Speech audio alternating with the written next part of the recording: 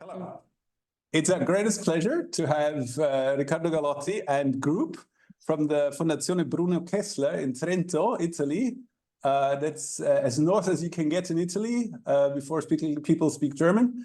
And my last time I was there, I was 17 years old, and it was a Maybug plague. So you could not set a foot on the floor without killing a bug, which I will never forget in my life, because stuff like that you only know from the Bible, and I know from Trento.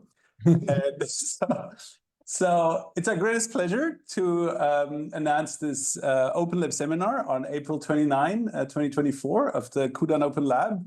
And so we're going to learn what's happening at Fondazione Bruno Kessler, which is, if I perceive this well from the outside, similar to Max Planck, Fraunhofer. Yeah, the kind of symbol. It's kind of like Wayne, which is quite cool. And that makes it ever more curious, because these places of foundational research, they are not growing on trees and you can buy them in large bunches. So it's always good to learn something about these places, because they usually are very cool. So stage is yours. We have 2 hours. I think you have a bunch of presentations and maybe an intro. And yes, I will do the intro, and then I will present one particular project that is finished, but I believe it will be of very interest for your group. And then I will let the others in the room to present the project they work on, and in some cases also go more in depth with the research they're conducting within these projects. No? Now, we don't use Zoom. Can you see the... We can see a browser window, yeah, exactly. We can see this. Yes. You can go full screen. Excellent, we can see full screen, yes. You can see full screen. We already have it full screen. Okay, perfect. So I'm presenting my unit. But yes. I would go a bit an overview on FBK very quickly. As you already presented, like we are in the middle of the Alps in the north of Italy. 20 kilometers north from us, they start speaking German. And it is a very touristic area. There is a lot of agriculture in the history of the region. But since it's a relatively rich area for Italy, especially because it's been governed by people with a more German style than Italian style, if you want, in the past years, there is abundant resources for research. FBK is an institution with almost 500 workers, which is like quite significant if you consider that the whole province is 500,000 people. So one person every 1,000 works in FBK. And this is because basically FBK acts in the place of the CNR, or the equivalent of CSIC in Spain, or CNRS in France. We are the publicly funded research institution for Trentino, together with another foundation. We focus mostly on technology. There is a little photo of a robot, because the people here were doing artificial intelligence in the 80s when it wasn't cool, and they still are doing it. Within FBK, we are part of the Digital Society department. And the Digital Society department has a set of different units that work there that touch different fields. Some that can be of interest for you, of course, is data science, natural language, computational system, and complex systems. We have a unit that is called literally Digital Humanities. They mostly do NLP analysis of cultural and linguistic aspects. My unit is the Complex Human Behavior Lab, and we work on a collective human behavior and individual human behavior from a data perspective. There is always data somewhere in our work, and with statistical modeling. We touch 4 different areas. 2 are more related to what happens in space, the human mobility and urban transit and sustainability. And 2 are more related to what happens between people. So there is online communication and infodemics, and social complexity and cooperation. Lately, we have been very active with the part on online media and culture and infodemics. We have got a lot of funding, so there will be a bit more focus on this in the agenda for today. And then we will go through the four areas, illustrating a project for a project we do, and some overview on 3 papers that are being presented by my collaborators. The group is relatively large. We have 6 researchers, 5 PhD students, and at the moment we have 5 interns.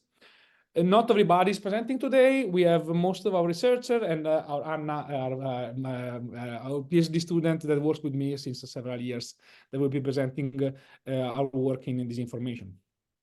And I will try also to let you have an overview on the project we are currently running, mostly from European projects, some Italian funds, and some projects that ended in the past years.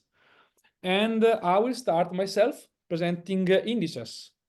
Indices is a project that we work on between 2000 and 2002. It was very hard to make research during COVID. This is a project basically that was run all together through COVID. And it was a very ambitious project that was trying to basically study the digitization of culture in Europe.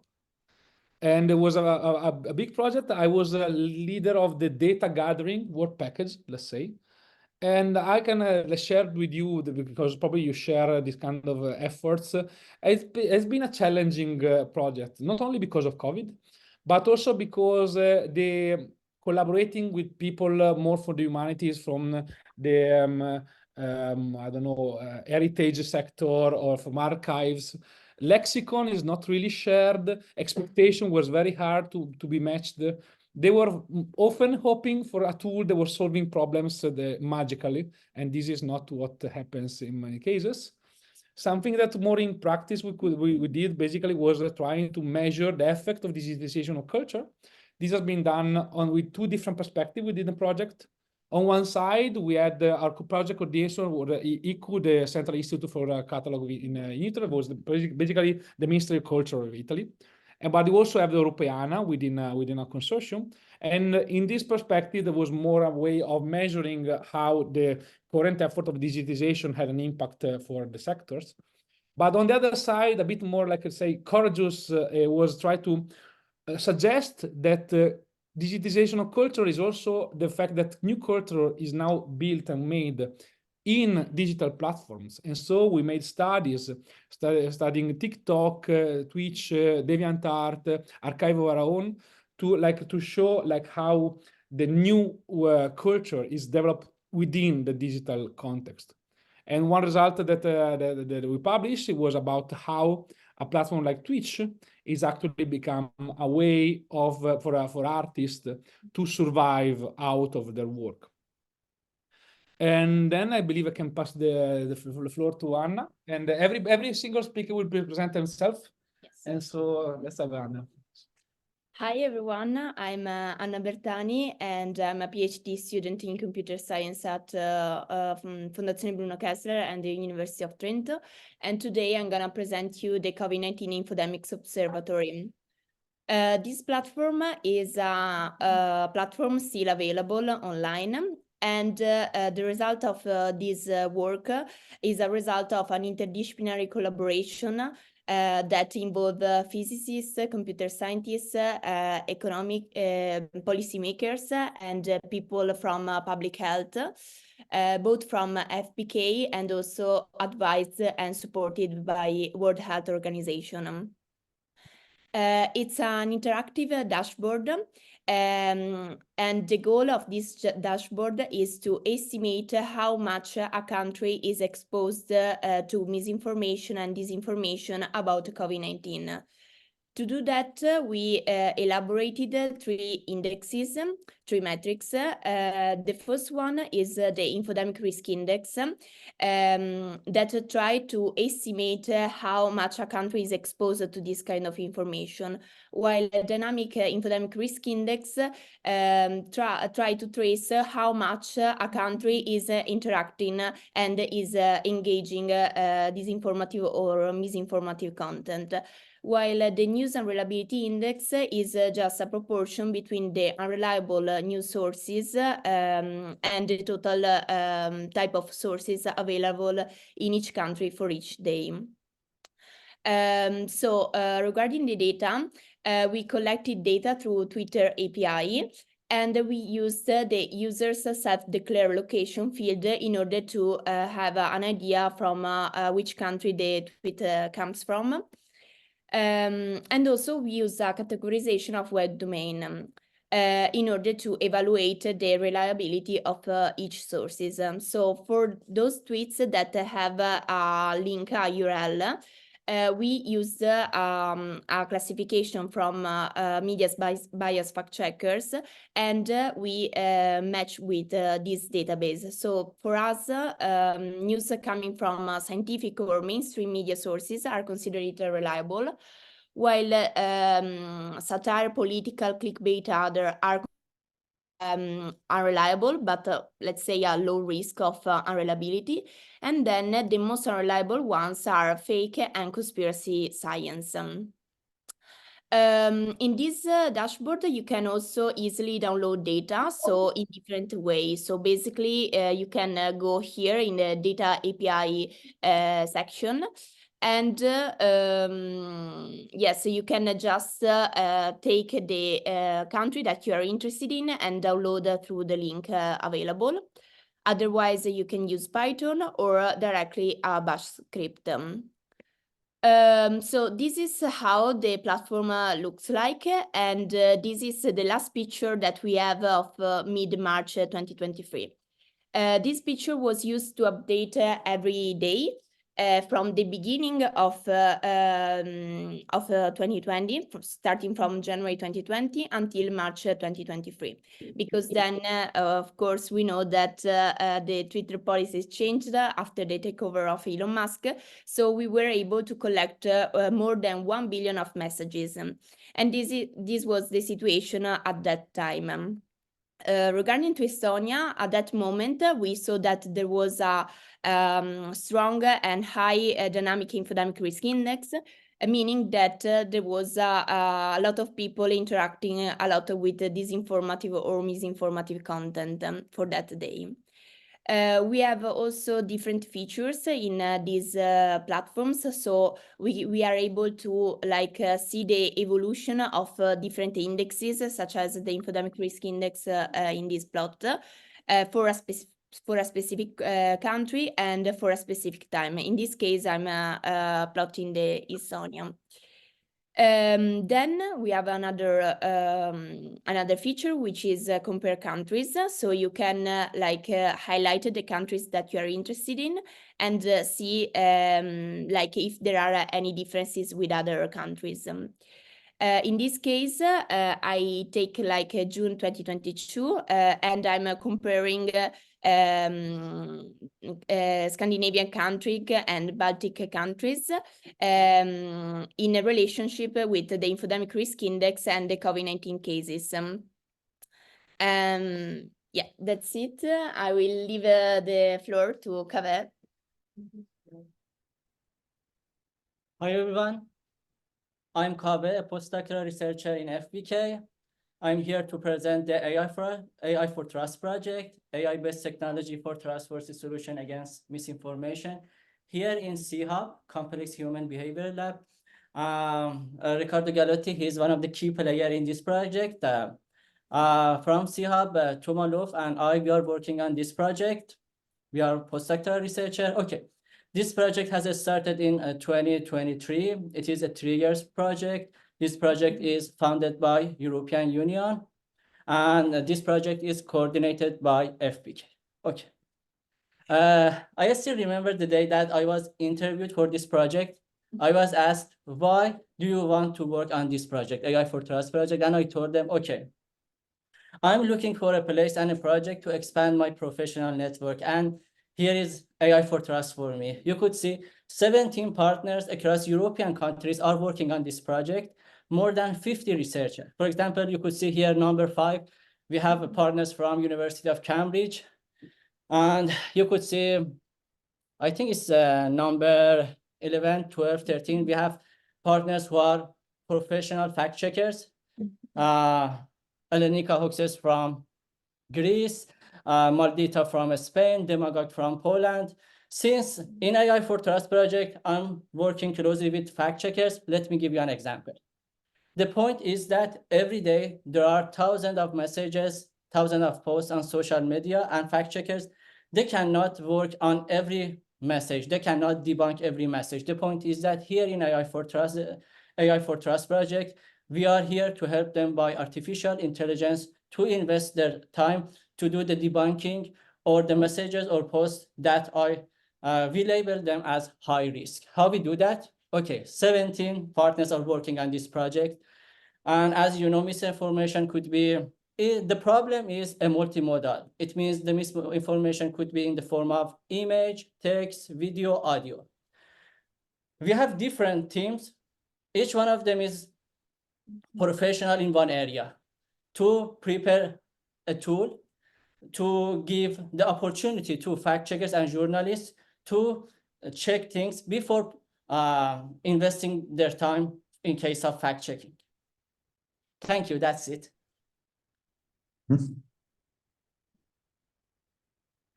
Hi, everyone. Yes, hi. Should we just keep going, or yeah, let's just keep going. We Sorry. can keep going for 1 hour and a half. Yeah, if you want. No, yeah, the question is, okay, so, yeah, okay, I so the believe question if is, you you want to want- take questions in between, Yes, or? I believe can they do the questions one speaker ends. Let's do them at the end, like whatever, yeah, whatever Or we you're. can have, because actually we have the first bunch is all about social media. Then we have Okay. the presentation of Anna, and then we can have a question about the social media. Okay, so okay, I just follow you. Thank you very much. Okay, Okay, let's cool. do this. No, okay. Yeah, it's great. Okay, Hi, everyone. My name is Anis. I'm a postdoctoral researcher in FPK. I did my PhD from Ca' Foscari University of Venice. And I'm working on AI code, which is AI services for continuous trust in emerging digital environments, using the foundations of previous project. This is a little advanced, which is about, okay. Which is about studying disinformation in next generation social media, which is traditionally a little different from traditional media. There are 12 partners involved, belonging to 8 different European countries. There are 3 media companies, 1 large ICT enterprise. There are 2 small medium enterprises, 6 academics and research institutes, and there's 1 social sciences and humanities. This project is funded by Europe Horizon, and it's worth 5 million. The main goal of this project is to study misinformation, disinformation in next generation social media. The idea behind is that the architecture of next generation social media, mainly Mastodon, is different. It is decentralized as compared to Twitter. So the idea of this project is to provide AI-based services to the professionals based on identification, analysis, and understanding of those decentralized social medias. One of the main social medias that we are interested in is Mastodon, then Blue Sky, and we are also working a little bit on metaverse as well. So in the end, that's the goal, to provide tools to the media professionals who can easily monitor or counter disinformation on these social media platforms. Thank you. Okay, hello everyone. My name is Lucila Alvarez-Susek. I'm also a postdoctoral researcher at the lab.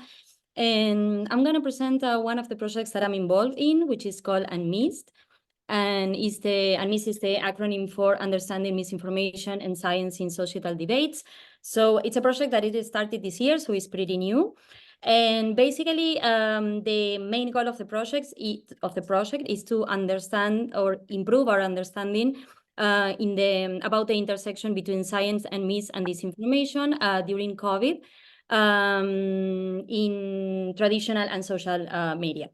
So when we think of science communication, we're thinking about it as a linear process in which scientists produce the knowledge, then science journalists disseminate that knowledge in formats that are accessible to the general public, and then the general knowledge about science in a society improve. But this is not what we saw during COVID. We saw that pieces of researches were taken and distortionated to validate conspiracy theories about, for instance, the origin of the virus and the efficiency of vaccines in general. So our idea with this project is to understand this overlap in between science and misinformation. So in order to do that, what we're going to do is to use the data that Anna was describing before, our data about tweets during COVID, and we are going to merge it with another data set that one of our partners are going to bring, which is about scholars' activities in Twitter. And the main idea is to do a qualitative analysis on the interaction between science and misinformation, also to understand the role of hashtags during COVID and the role of scientists and journalists. It's a project that is funded by the European Media and Information Fund. It involves 3 partners. One of them is here in FEK. It's our lab that involves Riccardo, Anna, Anis, and me. Then the other partner comes from the University of Leiden with Vincent Van Traag as a PI and his group that involves Rodrigo and Tim. And then we have the University of Geneva with Tommaso Venturini and his group. And yeah, that's it. I don't know if you want to do the questions or Anna. With this, we basically finished presenting the projects. As you see, as FBK, as Fraunhofer or other research institutions, we are very much project-driven, European project-driven. Most of the funds come from Europe. And so I believe that a good way of having an overview of what we do was tracking the project we're doing. So if you have any question about the specific project we've just presented. Yes, maybe I think it's a good moment to ask a couple of questions, right? So I see there's Mike having a hand up.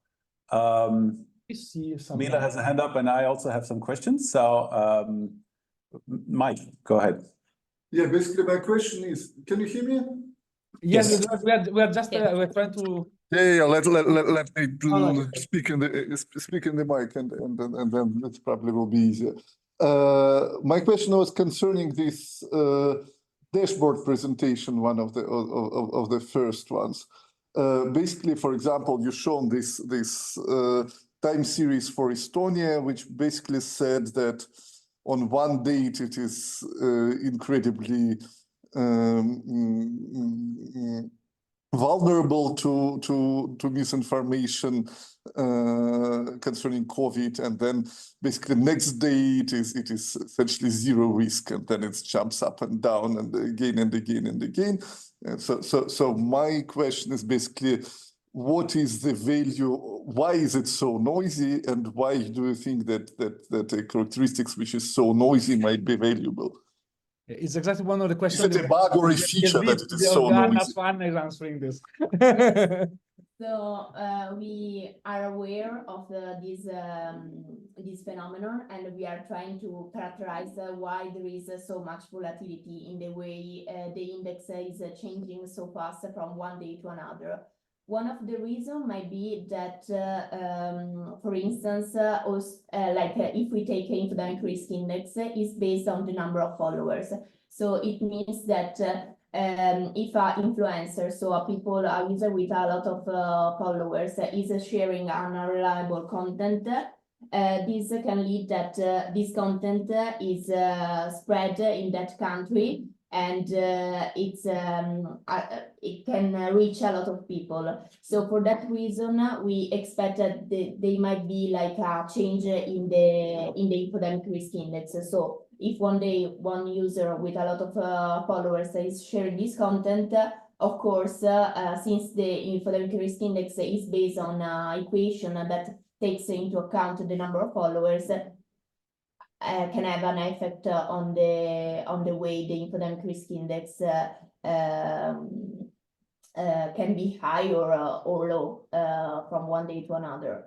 Then we are also trying to characterize this situation in another way, and what we found is that also the news media diet of each users can have an influence in the way this index is super volatile.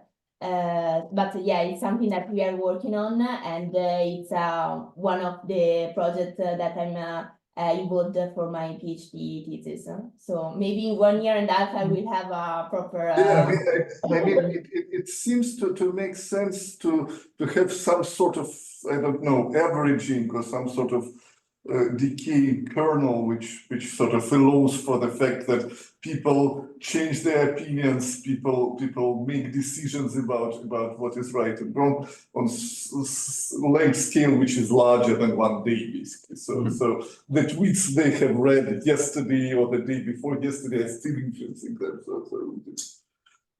Yeah, and it's a characteristic of all countries. Like some countries are more stable. And we argue that this is because some countries, like probably Estonia, has some influencers who have a lot more followers than others. So there will be basically Estonia is a small country. There are relatively fewer Twitter users here, and that's anyway. Let's go with Mila first. I have a comment regarding what was just said, but yeah, okay. Yeah, my question is mainly for Lucila, but maybe I don't know if others also want to comment on this. I'm kind of like all of these presentations and projects are super interesting, and I was just wondering. My background is in cultural history and mainly on history of knowledge, and there is this kind of like concept of circulation of knowledge widely used, which kind of like infers similarly what you, Lucila, said about this kind of like that it's not only that, for instance, scientists are inventing something and then they distribute the information and people receive it, but the idea is more of that knowledge is actually produced in communication and in collaboration, and there are a lot of kind of like different kinds of like networks, and information is involved also in production of scientific knowledge. So I just wanted to ask if you have been kind of like using this concept, and also kind of like are you also focusing on kind of like what people actually do with the information? Because often I think that the problem is not necessarily that people kind of like get false information, but also that they choose to rely or choose to read only these kinds of like sources that match with their expectations of what they want to actually hear. So just kind of like how widely are you looking at the actors in this kind of like production and distribution of scientific knowledge? Thanks. That's an interesting question. Thanks. So the project is pretty new, so we are in the early stage of the project. Right now, we are merging the data. As I said before, we have this Twitter data, and we also have the scholars activity and the scientific research on Twitter. How was it? If it was mentioned in tweets, and this kind of thing. So we are merging the both data sets right now.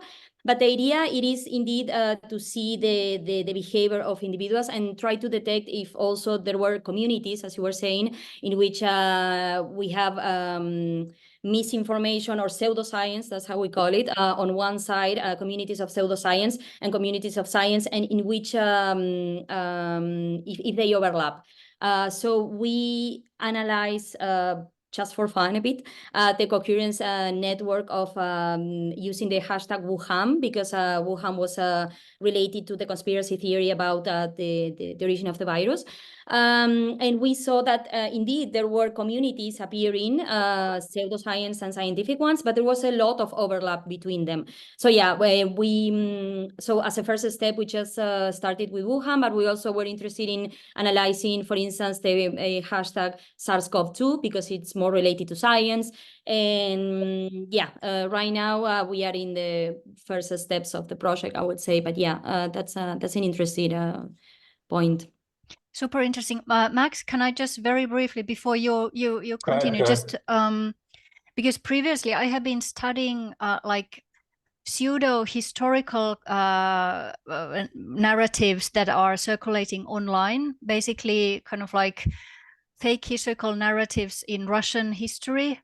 And there we also kind of like found this very interesting phenomenon that knowledge that is kind of like accurate and non-accurate are kind of like they are also linked there. So it's sometimes it's very difficult to, you know, you can see it's both fake and also true facts. So that makes it also very hard to kind of like differentiate. But it you know, it's fantastic. Sounds what you are doing. Yeah. Thanks. Yeah, thank you. Like, let me do it inverse. Like, I have a comment, I think, also regarding what Mike raised, but regarding this issue, I think one interesting sort of notion from art history is that we differentiate form and meaning. So there is form that can stay stable while meaning changes, and meaning can stay stable while form changes. And so, you know, the form can be truthful while the meaning is not, and vice versa, for example. And this is just a simple dualistic way of seeing the world.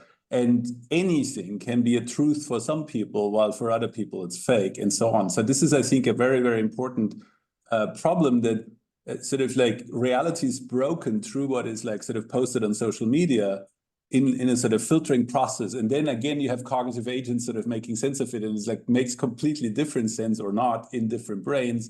And I think that is, I think, something which obviously we always must remind ourselves that we're looking at a system that is, you know, yes, it's complex and complicated, but it's still an abstraction of like what's really going on in the process. And I think that is sort of something which is quite crazy. One thing one can measure with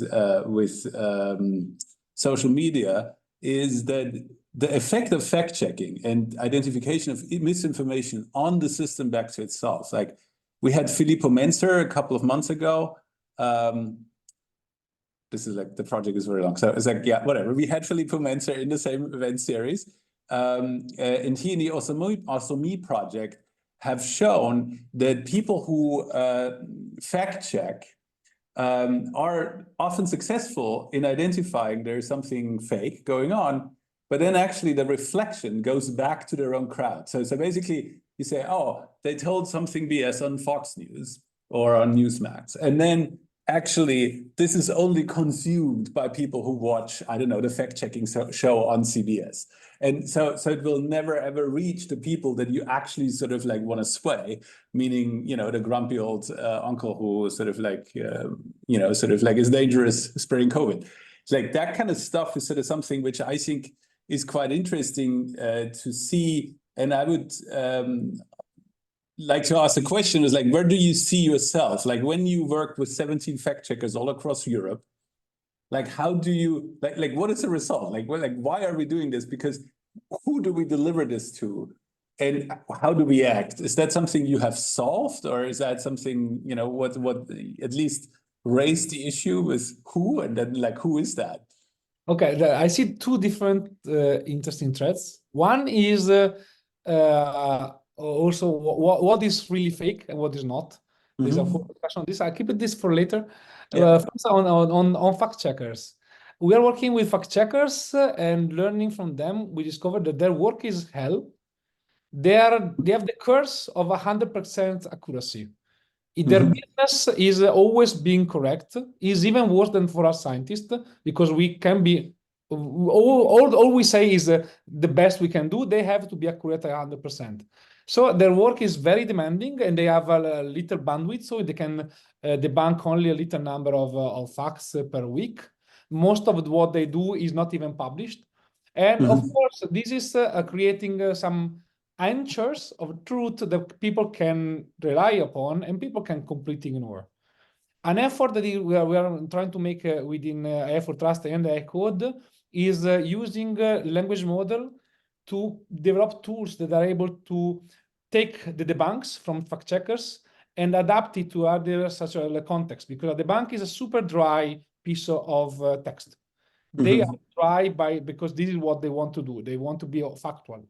But if you want to go in online social media and convince someone that something that they believe is not, you cannot be that dry. You should be adapted to what is the their situation, their emotional context, their information context, the jargon of the social media. And this we are trying to do in collaboration with fact checkers and using AI and to do this, and also in collaboration with some volunteer organization. We have another project that I didn't put here because it started just this month. It's called Hatedemics. And in this is more creating a sort of way of teaching in schools, but also to group of volunteers. Imagine something like, I don't know, Amnesty International or something like this, how to act in the field to debunk, because at the end it's not the fact checkers doing this, is the common citizens. So at the end, if there is not media literacy, if there are not digital literacy, the misinformation literacy, this will never be solved. It's only the users and eventually the design of the platform that can change. So at level of the project we are doing, we're trying to develop tools that help the media experts in their life. They try to help politicians in having a place where they can find something which is useful. So mostly for people who are looking for this information. There are other projects that are working on the users, and these are the crucial to solve the problem for real. In our side, what we see as the key problem is the fact that having generative AI emerging in the last period had made it very easy to everybody to create content that is not reliable anymore. Until 2 years ago, 3 years ago, if I see a photo, most likely than not, whatever I saw was correct. Photos and videos were proof that something happened for real. Now it's not the case anymore. Now it's very easy with commercial tools to have an image that is completely fake, and they can mislead someone if you want to. So from a matter of definition of what is fake, what is not, especially given your expertise in art in Kudan, one question that I have at the moment that I'm trying to settle down, and I had to avoid speaking about this in public meeting because I haven't clear idea of this, is what is the border between art and misinformation? Because I don't know, in Italy it was super popular, the idea, the meme of the Pope with the jacket. I don't know if you saw that. Yeah. And I argued that for me that was art.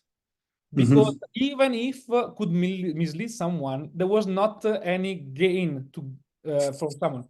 But for others, for our journalists, the fact that someone thought that for one moment that was true was already placed in the misinformation space. So what is art and what is misinformation has a very thin line. You probably are aware of that photo that won the Sony Award as Best Picture and then actually was a generated image. That if there is complete transparency at one point, they say, no, this photo is completely false and everybody knows about this, this is probably still art. Of course, from being art should also have some content that goes more than a technique, that some idea that transcends what is just manipulation of bits in this case. But what exactly, where we can put art in the misinformation space is something that within the project I'm working on is still not super clear. I thank you very much for bringing this up, because actually I think this is a really important sort of notion. It's like, okay, we're a EU project, you are involved in plenty of EU projects. They have a certain liturgy, right? So partners coming together, you come up with some hypothesis, you write something up, and then you give some service to society. It's pretty straightforward. While if you think about where this really has impact, it's not like us looking at millions of tweets, is the Daily Show, the Colbert Report, now the Late Show, last week tonight, like John Oliver, Jon Stewart and his crew, Stephen Colbert in Germany. Very American-based man. Jan Böhmermann in Germany, whatever. So I don't know the Italian TV series for that. But so the key thing is they have banks of video recorders. They have huge amounts of analysts who do rather the same thing, right? They take a look at okay, what is the kind of stuff that we need to fact check? And then they indeed can reflect back to millions of people, but they do it in a satire way, which in your ranking is sort of one step into sort of being not so trustworthy. But then if you take this all the way, like, you know, what are the best movies that show the atrocities of the Nazis and the people who sort of like rode the bandwagon? You know, there's nothing better than Lucchino Visconti, right? And what Werner Herzog, the film director, said is ecstatic truth. Like there's truth and ecstatic truth. Ecstatic truth is something that is provably false, but is so immediate that you want to believe it. And it gives you some kind of higher moral truth that actually makes you act sort of more, you know, sort of like in a more truthful way, in a sense.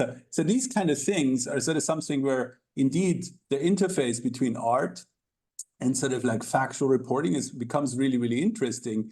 And this actually goes back, and you know, this may now seem very esoteric, all the way to databases, right? So if you see how does the data come into a database, it's via some sensor, or via some kind of person who has a particular view of the world and sees certain things. Like, you know, if you're trained to see cats, you don't see the frog in a bunch of leaves, so you will never record the frog.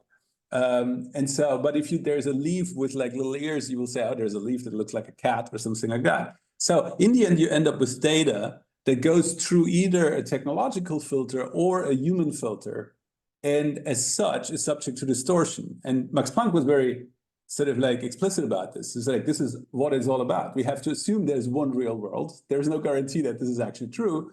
But then most of science is actually about finding out what the biases in your own perception and in the measurement apparatuses are. And that is exactly that kind of interface. So there's no such thing as a binary fake or true, art or non-art, science versus culture, whatever. But this is heavily intertwined because the shape of our filters is shaped by culture, for example. So this is, I think, a really, really interesting thing. And I think we shouldn't be afraid to say there is no solution at this moment in time. The technological, machine learning, sciencey, multidisciplinary science, cultural analysis part is in its, starting years compared to what qualitative humanities have done over centuries. So we can tackle the same issues, and we have to tackle this problem in a sense. And the answer is probably, it's not like, oh, this is a true statement, that's a false statement, but there will be some complexity in itself. And I think that is that kind of like complication of the complex structure and sick complexity, sick complication is sort of a really, really interesting thing to tackle, which can be approached with the words that Mila brought up, the words, sort of like we're used to in history, like source critique, right? For example, is something that we do a lot. And obviously then there is these issues which classically the humanities and cultural studies fields didn't even have, because they could not measure noise. They didn't have enough information. Now we can. And I think that takes me to the second topic, which is quite interesting, which is what Mike raised. This daily fluctuation is a really interesting thing because, again, we have a certain lens looking at these kind of things. And COVID was really a day-to-day thing, right? One of these projects had in the background a picture of the Johns Hopkins dashboard. And I found it quite curious because it was actually the moment when you seem to have taken a screenshot when it was super, super deadly in Italy and in Belgium. And remember, I decided not to board an airplane where I was already checked in, and it was rightly so because I wouldn't have been able to get back to my job. And so that particular thing is something where we look through the lens on a day-to-day basis, but we forget one thing, that there is actually a longer process going on that's not only sort of like related to this disease, and it's also not only related to this whole topic of COVID and culture and whatsoever, but Twitter in general. And so we can ask ourselves the question, what is actually the stability of hashtags, the stability of topics in Twitter? And there we have done a paper in PRL where I provided an idea, but in the end I was like the most minor co-author because like 6 physicists sort of like there were people added because the math was becoming too hard for each one who joined, and in the end Ginestra Bianconi said, let's add Jean-Philippe Peugeot. It was that hard. Okay. Okay. And then so they came up with a solution where they said, okay, we can model the stability of ranking in complex systems using a Langevin equation, which has two parts. One is the inherent fitness in the object, whatever you measure. This may be disease, frequency of diagnosis, market capitalization of company, or indeed Twitter hashtags measured on a day-to-day basis. And then on the other hand, there is another term, which is noise. And the interesting thing is you can characterize the system, you can play with the noise knob, and you can destabilize even the more score and rank stable item in the system just by playing with the noise.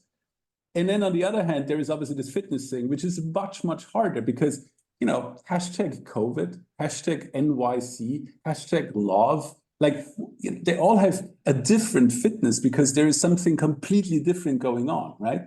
But the interesting thing we learned is that Twitter hashtags are indeed one of the most unstable systems we found on a day-to-day basis, even hashtag love, even hashtag NYC, where you would assume, okay, there's 1 million tourists every day, fluctuates wildly over orders of magnitude. So there were two take-homes. One is we need to look over orders of magnitudes. So stability is not like, okay, you rank 16, 99, and then 50, whatever. That doesn't matter at all. But if you sort of fluctuate over orders of magnitude, that is the interesting part. And then number two is we obviously need to sort of like look at longer time ranges. And that is sort of something where, you know, obviously if you would sum up over years, for example, then NYC will be stable and love will be stable. So there's a really interesting thing how to tackle this. There has been a follow-up paper. So this was 2012. There was a follow-up paper much later, came out a couple of years ago, where they also looked at the bottom of such ranked lists. And I think that is a sort of really, really interesting thing because there is something which is sort of overlooked because it's not a topic and it's not, you know, computational social science or whatever, but it's really a very physicsy way of looking at the world. Like Peter Dodds actually does this with Trump turbulence, right? So his idea is that this process of hashtags going up and down is a one-dimensional turbulence. So, and that is, it's a freaky notion, but it's at the same time really, really cool because you can actually all of a sudden look at these different sorts of noises that are going on in this system. And I think that is sort of something which I find supremely fascinating for the future because systems that fluctuate in this kind of way are abound. They're like all over the place. Everything is a time series in some sense. And they all sort of have this up and downs going on. And I think that will be something where I hope a lot of people work on and make a lot of progress because one thing we did understand back then that like, okay, the fitness part, for example, is not understood at all. And it probably means for every domain where this is applied, some specialists need to grow up and sort of do their papers because it will work differently everywhere we look. It's very interesting.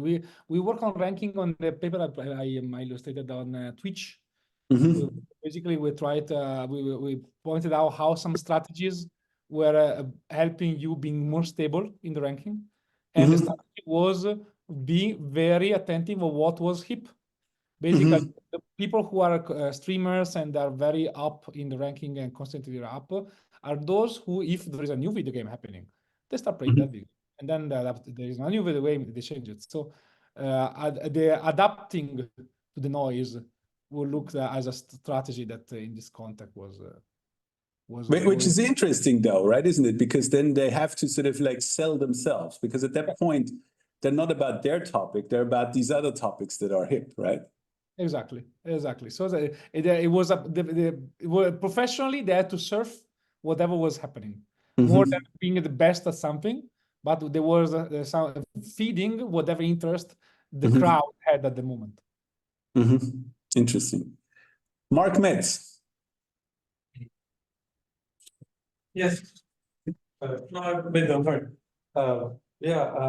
had a question that's a little bit maybe rephrasing what was said before about what is fake news, maybe, and the different points of interpretation. So in that point, like, do you, if you look at this fake news or misinformation, even in the sense of COVID, then how often do you put it in this sort of political context, or in a way, do you like identify, first of all, do you like identify that this is connected to some political sort of strategies behind it actually, or try in some way I don't know, go around it to see that okay, fake information is happening, but you don't exactly connect it to some political strategies behind it, or sometimes, because I mean in some cases it might be sort of a conscious power play, right, and so on. Okay, yeah, I don't know if you're familiar with the disinformation disorder framework, but mostly they try to decouple the problem of false news in if it's false or not, and if there is some intent of manipulating, if you want. And normally we have different words for everything. So there is misinformation is something which is false, but is shared naively, and there is not the intent of manipulating. Disinformation is when there is on top of that also the intent of having manipulation of the crowd. And then we have malinformation, where you take something which is correct, but use it for manipulative purposes. So disinformation is the sum of the two, and is the real deal. The real deal is because the real problem is when someone is creating architecture to convince large number of people of something which is not true, or just use something which is not true to do something else. Very often is you can create a false news on I don't know, particular minority, and so you can raise hate towards the minority, and then you can support policy against the minority, and there is internal of this. So yes, the fact that there is actually an active desire of changing the opinion of people is one of the most important things. Actually, falsehood is not really important. The really important is manipulation. If there is an intent of manipulating online social media, even with true information, that is the bad aspect. Thank you.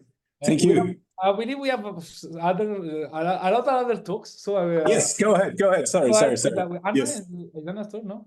Sí. Yeah. Wait, I'm gonna. I think we're about at the half point, right, with talks, I guess. So we should probably keep going with all the talks and then sort of do another round of discussion. Okay, let's do this. Okay. Just to make sure everybody speaks.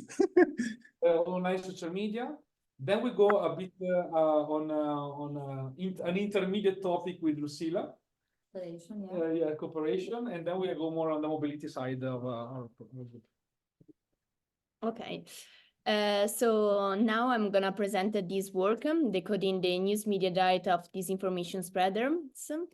And this work has been done by me, Valeria Mazzeo, which is an external collaborator, and Riccardo Gallotti, my supervisor.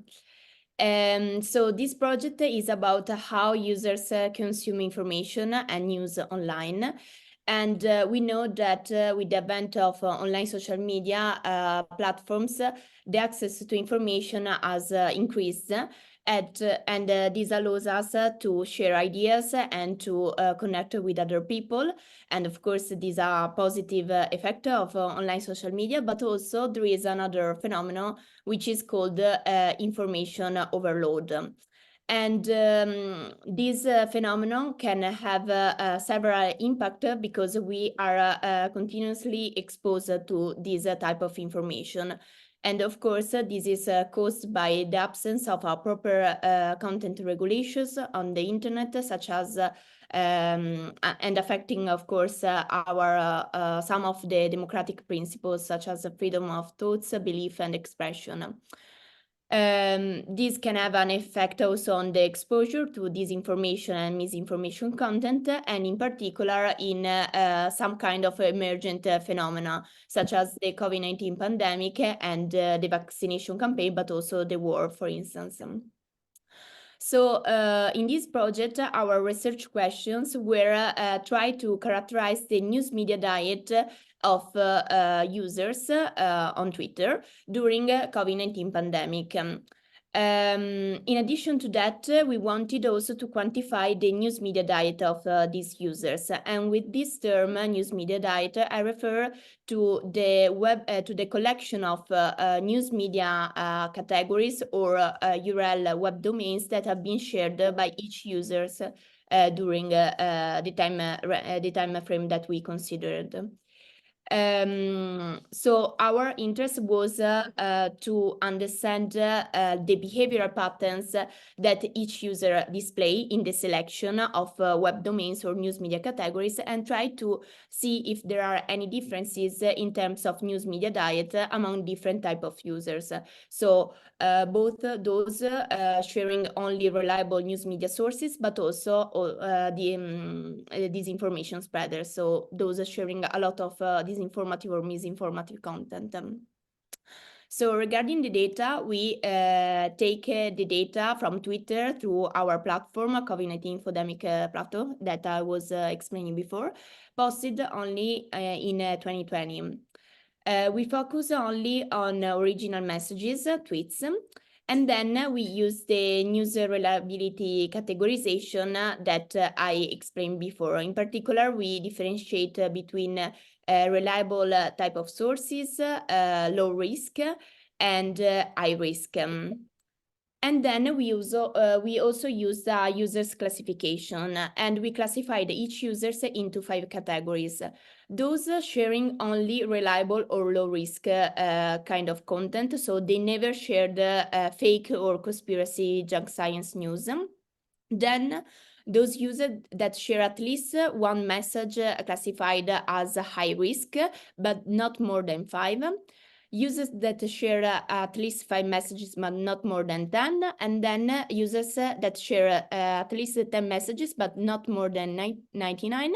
And then those that are the heavily disinformation spreaders that share at least more than 100 messages. So in this work, we were interested, as I said before, analyze the news media landscape. To do that, we retrieve the sequence of web domains or news media categories that each user use. And we reconstructed an indirected weighted networks where the nodes are web domains or news media categories, and the weight is the frequency of concurrence aggregated by the total number of users.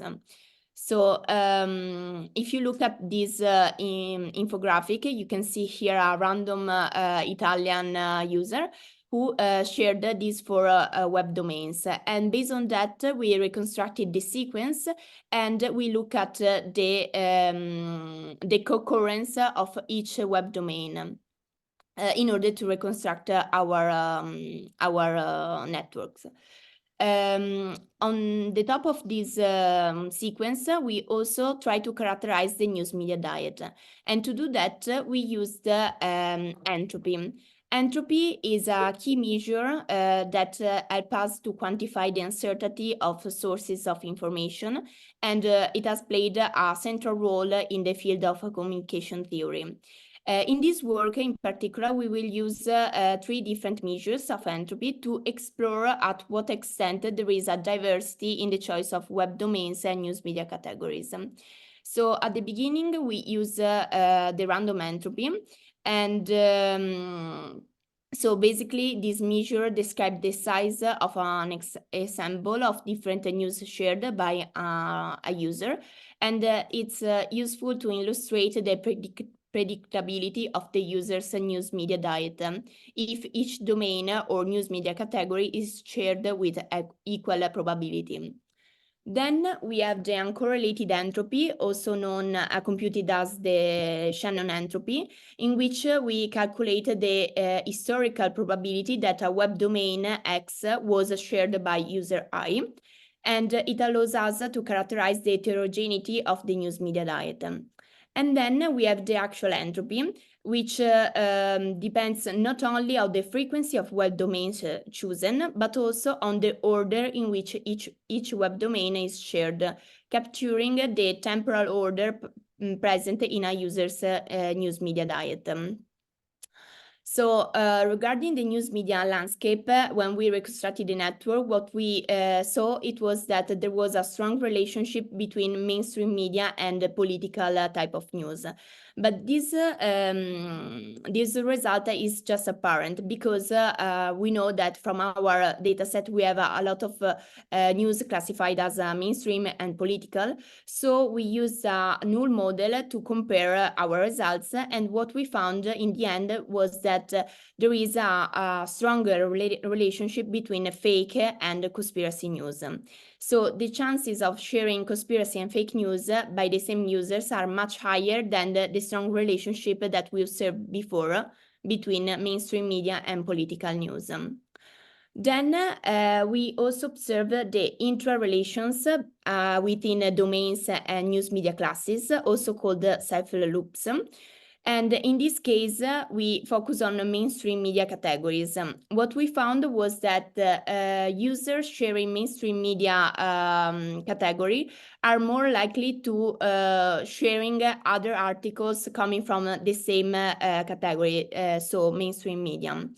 For instance, if you look here, the panel B shows that users sharing mainstream media articles have a lower tendency to always share the same particular domain, while repetition of the same domain are more frequent for sequences of conspiracy theory or clickbait content. And then, like regarding the news media diet, we use the categorization of different type of users, and we plotted the three entropy that I was explaining before.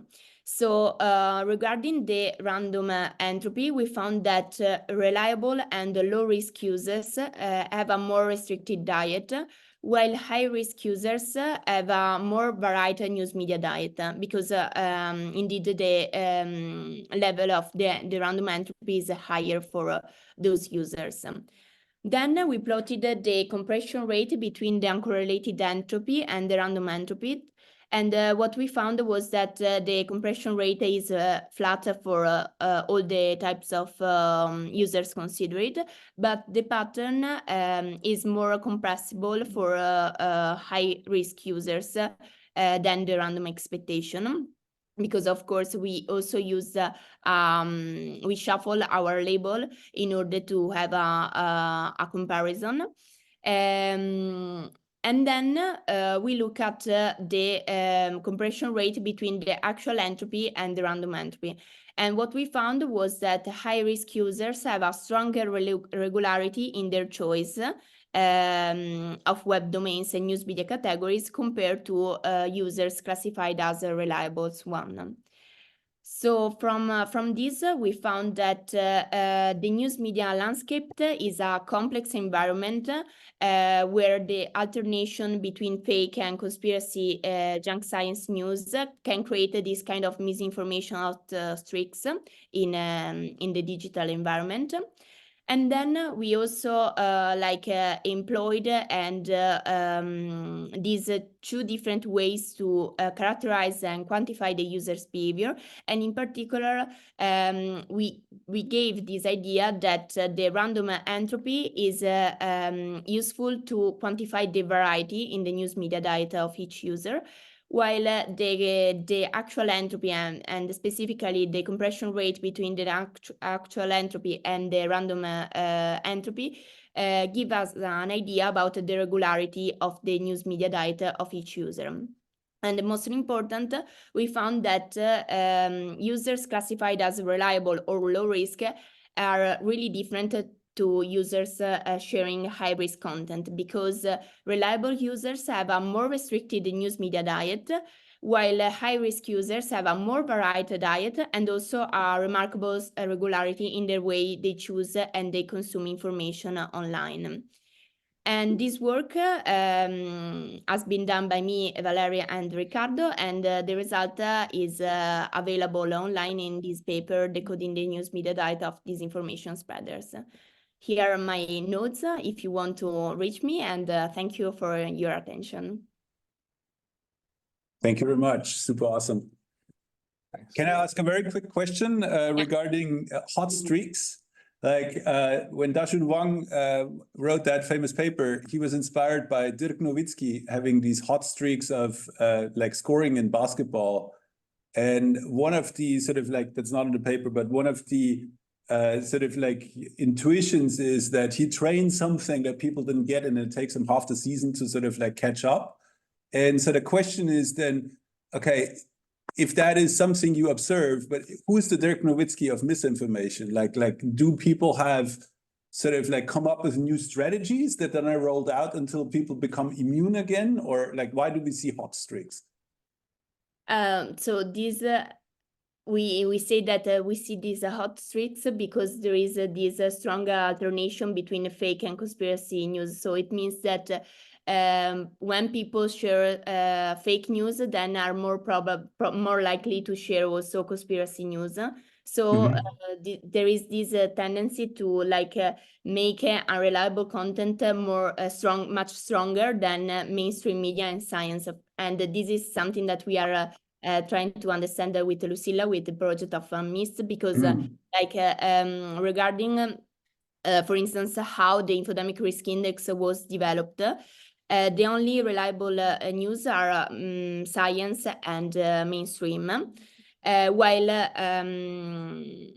unreliable news are also conspiracy and fake. So for us, I was really interested in understanding how people engage with this news, and like if there is like a strong tendency of like combine our forces to combat to create a sort of narratives from a reliable or unreliable type of content. And what we found here is that this alternation is much stronger when we are dealing with unreliable type of news. And this is, at least it's really interesting because probably they are gonna engage with different web domains, but with a strong regularity, and so it can give us some ideas about how we should like try to make the platform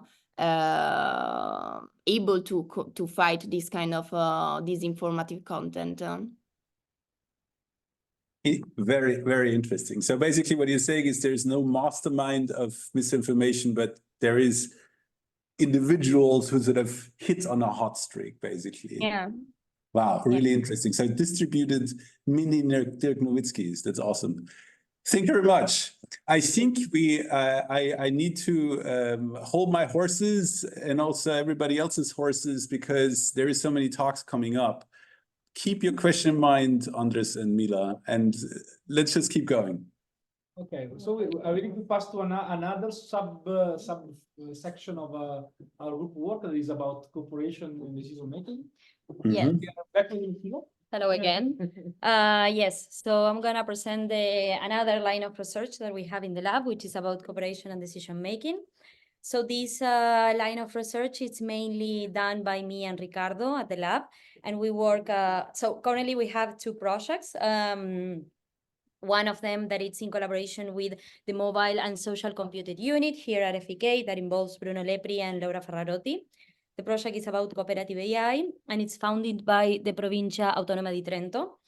And then we have I have to read this. And then we have another project which is about misinformation online sharing.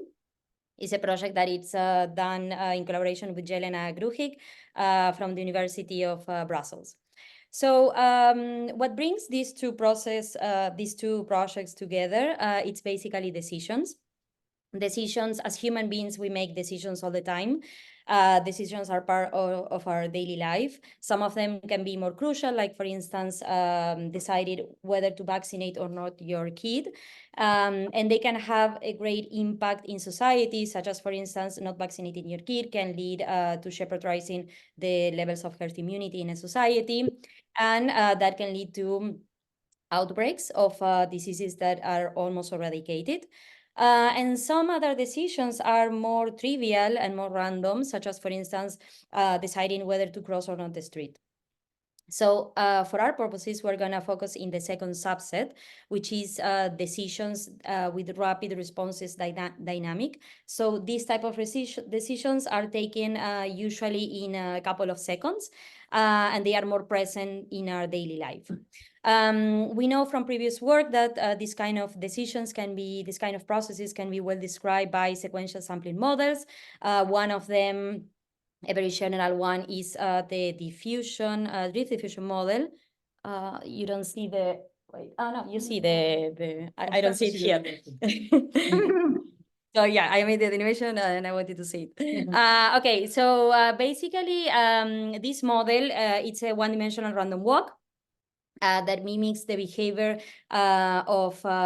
which behavior mimics the accumulation of noisy evidence in our brain in favor of one of two alternatives. Okay, so mathematically we describe the model by this equation, and basically what we have is we start. I mean, every time a person is asked by a question, we started, the random walk starts from an initial point, which is given by the length of the barrier and the zeta, the z, that is the bias.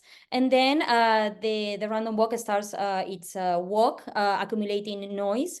And then we say that a decision is made once the random walk reaches one of the two thresholds. If it's the upper one, it's cooperation. If it's the lower one, it's defection. But it can be, for instance, sharing or not sharing information. It's one of two options. So the time that an individual takes to respond is the response time. And mathematically, we can describe the probability distribution of these response times by this equation that we are going to use it after. And yeah, this model, the parameters of this model can have a neurocognitive interpretation. So the bias, the starting point, it's related with the a priori inclinations of the individual, the pre-existing ideas that the individual has. So a priori, if the bias is in the middle of the length of the barrier, then we say that the individual is equally prone to cooperate or defect. If it's a little bit up, it's more prone into cooperation. If it's a little bit down, it's more prone into defection at the beginning. Then we have the threshold, which is the length of the barrier, that is related to the cautiousness of the individual. So the information that the individual should gather, it has to do with the information that the individual should gather before making a decision. If the length of the barriers is smaller, we say that the response are more intuitive. And then there is the drift, which it has to do with is related with task complexity, and it's related to the quality and the velocity of the information. So if the individual finds the task easy to understand, then the drift will be higher, the value of the drift will be higher, and the sign of the drift will give us if it's more prone into defection or cooperation. And then we have another parameter that is not so important for us, which is the non-decision time, that it has to do with the time that the individual takes before starting the game, the task. Okay, so now that I explained the drift diffusion model, which is the common model of both projects, I'm gonna jump into the first one, which is decision-making processes of sharing misinformation online. This is a project that has two goals. The first one is, so we know that the drift diffusion model has been used in different contexts and is pretty general, but it never been used in the context of sharing misinformation online. It has been used, for instance, in game theory, in cooperation and defection. So we were wondering if we can use this model at an individual level to describe the mechanisms, the cognitive mechanisms behind this decision-making process of sharing misinformation or information in general. And then once we do this, we were also wondering how, if we can extrapolate this to a society, because this is an individual process, and we were wondering how the social patterns, for instance, affect the emergence of sharing behavior. Okay, so the first thing we did was search for data. We found this really nice data set published in this paper by Pennycock and Rand. So mainly the experiment was about showing to individuals different headlines. Half of them were misleading, the other half were reliable, and they were asked how prone they were to share this content online, to what they answer with yes, maybe, and no. And then, yeah, they collected the data and they did the paper that we then took. So what we did as a first step was to use the HDDM, which is a hierarchical drift diffusion model Python toolbox, to obtain the parameters that better describe or better fit with the data. Once we use this model and once we obtain the parameters that better describe the data, we use those parameters to compare it with the data to see if they can describe it. And this is what I'm showing here. Basically, this is to show that the drift diffusion model, it is a model that can describe the data set that we were exploring. So here, what I'm showing you is the probability distribution function of the response times for different age range, for the case of misleading information, but we also did it for the case of reliable information, and we obtain similar accuracy. So now that we know that the drift diffusion model, it's a good model for this dynamic, we were wondering what the values of the parameters tell us about the population that we were studying. So the first one is the threshold, the cautiousness, and we can see here I'm showing you the value for different age range, for misleading and reliable information. And we can see that in both cases, as people grow older, they tend to be more cautious in sharing information in general. They tend to be a bit more cautious with misleading information, but for both cases, it's the same trend. Then for the bias, we can see that it doesn't change much among age, and the behavior, it's in general at the beginning, the pre-existing ideas are more prone into sharing information in general. Then the drift, again, it doesn't change much over age, but it's a negative drift, and it doesn't have a great value, which means that individuals find a bit difficult to decide whether if they want to share or not the information. And it's negative, which means that in principle, they are more prone into not sharing the information. And then the decision time, the non-decision time, sorry, it increases with age, which means that older people takes more time to prepare for the task. Okay, so until now, I was explaining, we were focused on individual level. So what we wanted to do now is move from micro to macro. So what we did was trying to see how we could extrapolate this individual behavior to a society.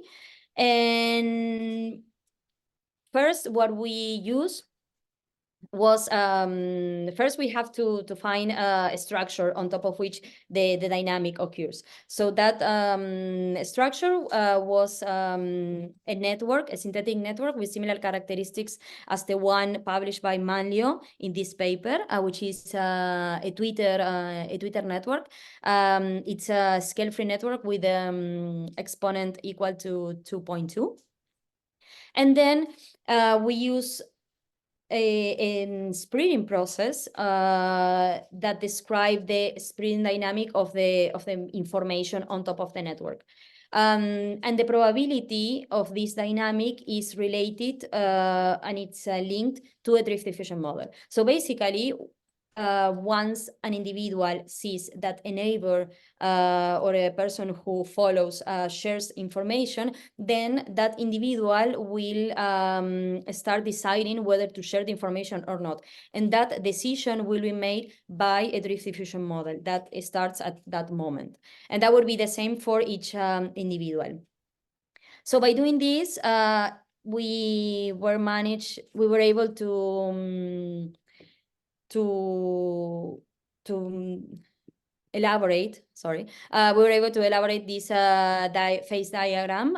Basically here what I'm showing you is, so each line is the critical values of the, or the minimum values of the parameters that the society should have, the parameters of the drift diffusion model, that the society should have in order to in order for a content to become viral, and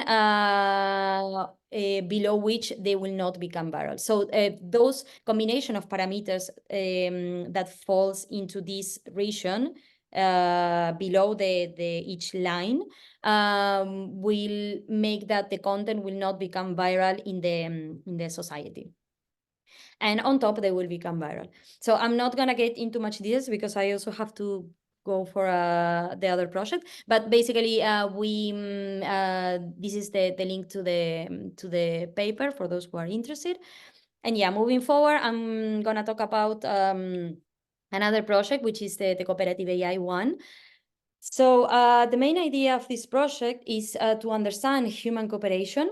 And yeah, the main idea of this project is to understand human cooperation driven by social group interactions in the context of games.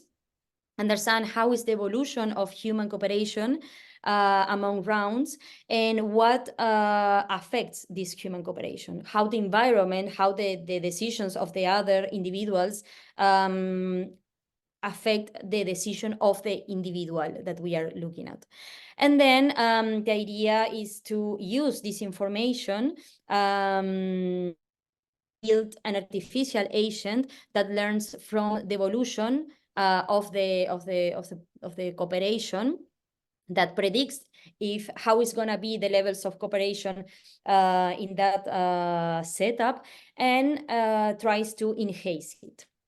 Okay, so basically what we did for this project is to use data from this paper, which is a paper from Riccardo, in which they use the Prisoner's Dilemma game. We focus in the project of multiplayer experiment, in which one individual plays with 8 other individuals.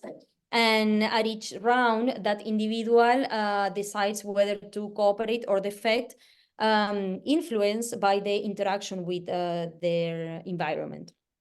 So from this paper, Riccardo used the drift diffusion model to describe the evolution of the parameters. These are the parameters of the drift diffusion model: the bias, the drift, the length, the drift, the bias, and the non-decision time.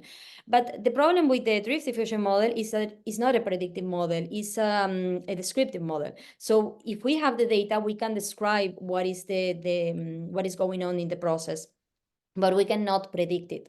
And our main goal with this project was to predict what is going to happen according to the environment at that moment.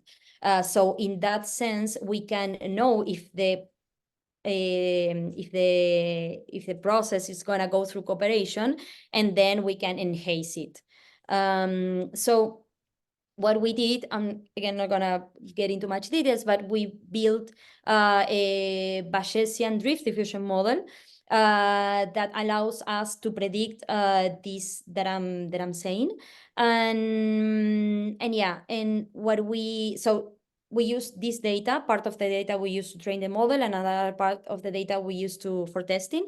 So here, what I'm showing you is the predicted. So is the probability distribution function of the response times from one of the rounds, and this is on the testing data. So our model predicted how were going to be the values of the parameters in round 39, and then these are the lines, and then we compare it with the dots.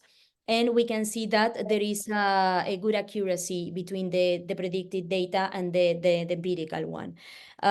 We also measure the square, the R-square for each round for the testing data, and we obtain a good accuracy between the R model and the empirical data.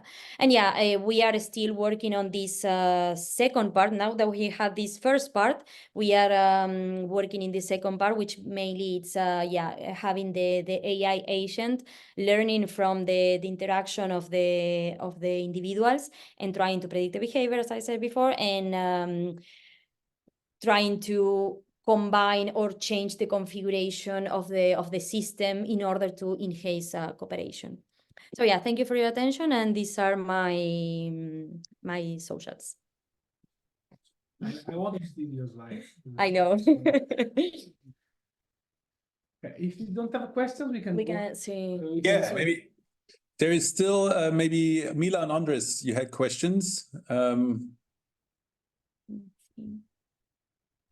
Yes, are we going to go through all the presentations first and then have the discussion? Because I think it would be nice to have all.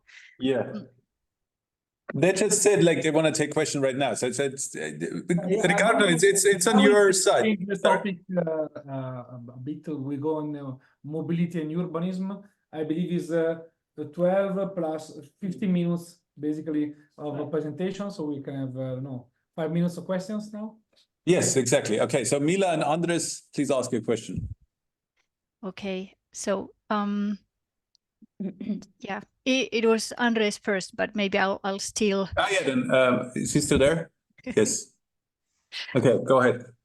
Yeah. So I actually, again, like wonderful presentations. I had my question to the previous presentation by Anna, and I wanted to ask because, again, coming from more like historical research and particularly because I have been studying also kind of like misinformation, for instance, in the Soviet Union.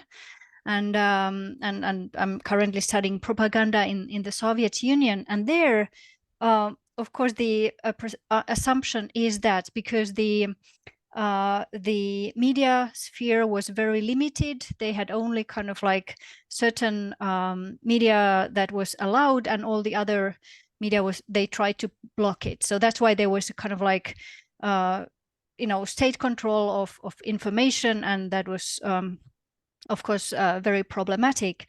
And I found your kind of findings very interesting, as kind of like you said that that the more high risk users had more kind of like varied media diet. And I wanted to ask actually that what was this kind of like your data? Did you kind of observe media usage within one language or one country, or did you also take into account that where there's some users who would follow media from different countries, so kind of like so what type of variety is this that you are looking at? So yeah.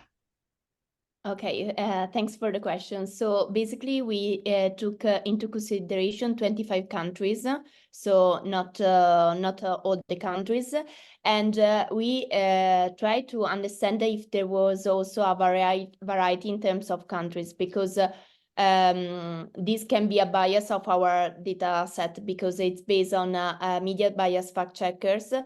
So the URL that has been classified are those that we that we have from Media Bias Fact Checkers, which is a English organization. So of course there is maybe a bias, but we try to see if there was also this stronger alternation between fake and conspiracy news by looking at an index, which is the Freedom Index of press. We took a country with a high freedom of press, and another one with a low one, and we saw that from our data set we have the same results. So we see this kind of a phenomenon where we have a strong relationship between fake and conspiracy news. And from the other side, we see also that high risk users have a more varied and regular news media diet in both of the cases. I have some ideas about how this can happen, because also by looking at other research, what has been found is that there are like kind of new web domains that have been created just to share disinformative content. So my guess is that there is this new web domain that is is gonna be viral just for a moment, and then there will be new coming out like later in the years. So maybe the most reliable kind of sources are the most frequent in terms of time, and that they expand from one time to another in a more longer time. Compared to maybe those web domains that share just misinformative content.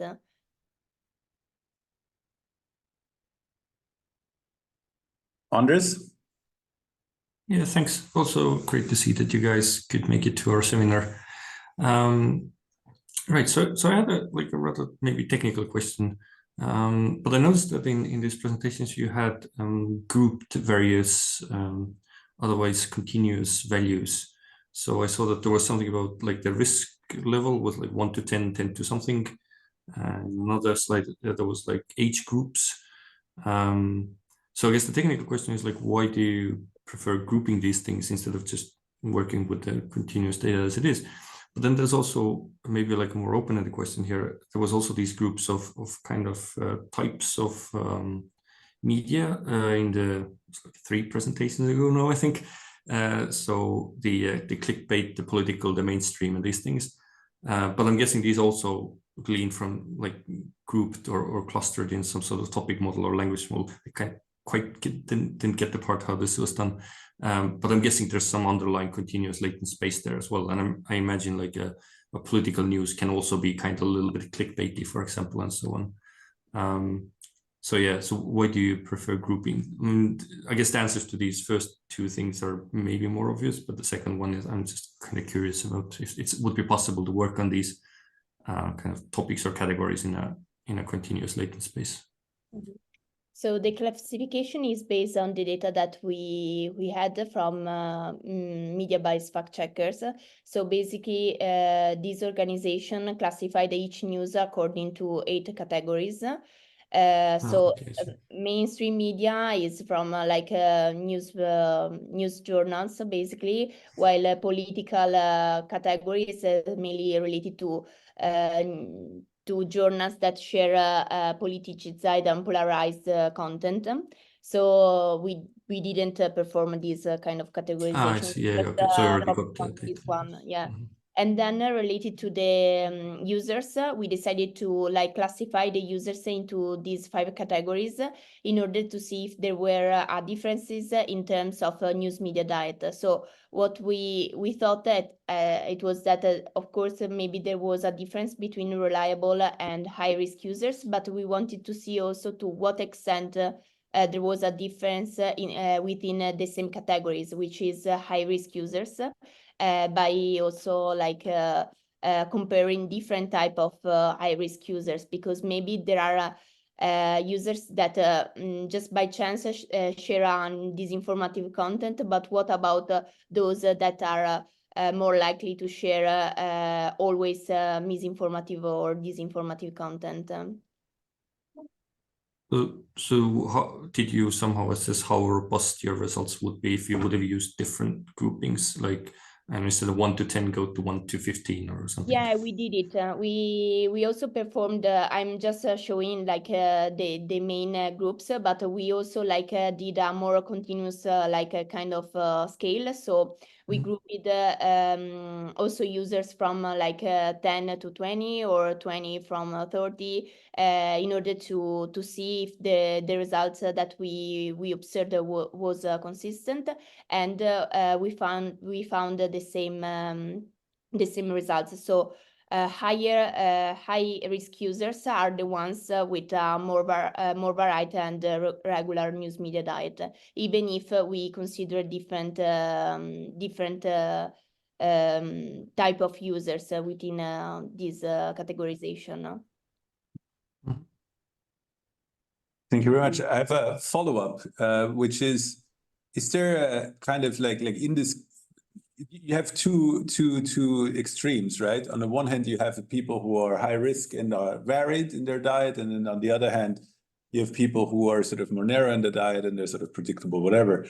But could it be that this is a gradient? This is sort of an extension of the continuity question, because in many systems we find, it's like, obviously it makes sense to read more than one newspaper, but if you take it to the extreme, the most reliable is somebody who only needs the New York Times and basically parrots what they say. And so this is sort of like, I think, an interesting question, which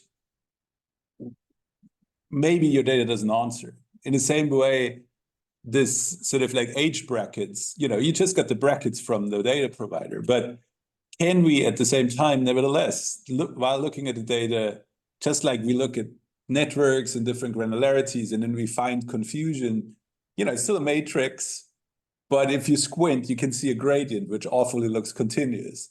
So do you find hallmarks of there is something fishy continuous going on, and it's not actually falling into nice brackets?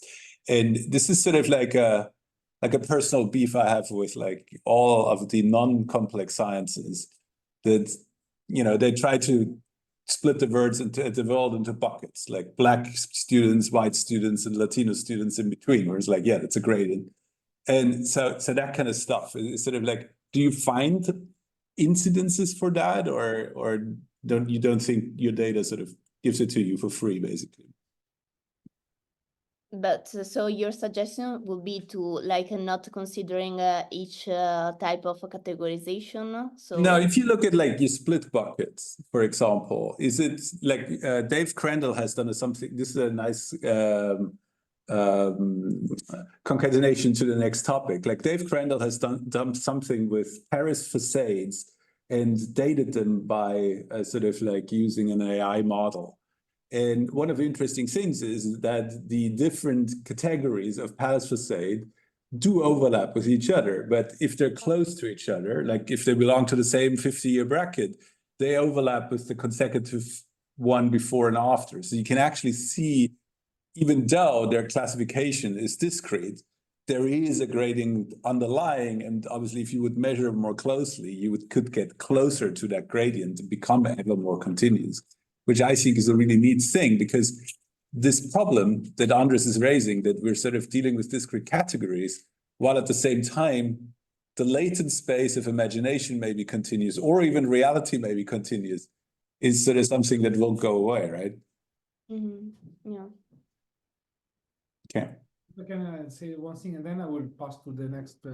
Yes. Something that happened exactly in the media bias fact check database during our work is that Donald Trump become not the president of the US anymore. Yeah. And one of the sources, a few sources that were considered not reliable, become reliable.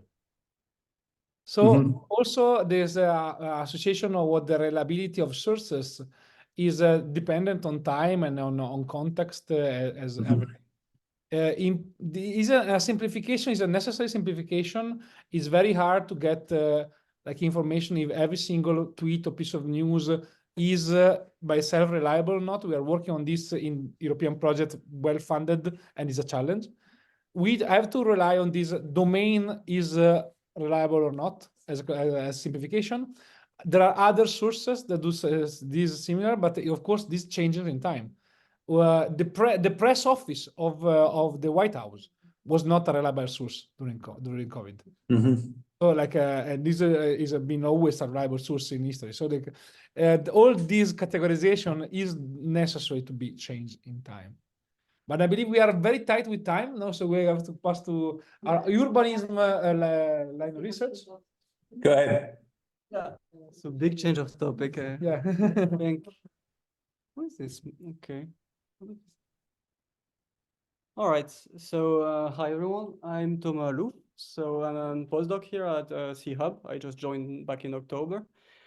And so yeah, today I will present you one of the projects I'm working on here, which is related to the design of a urban digital twin for the city of Bologna. So the project involves several partners. First is FBK, like two groups in FBK, including Andrea and me. Andrea will talk just afterwards. But also there is Cineca, which is basically a consortium of Italian, how do you say, of Italian public institutions, let's say, which has a very large capacities in terms of high performance computing. There's also the University of Bologna, makes sense. And more importantly, we have the city of Bologna, which is directly involved in the project. Like they are not only the end user, but also an active participant. So what is this about then? What we want to achieve here is to design an urban digital twin.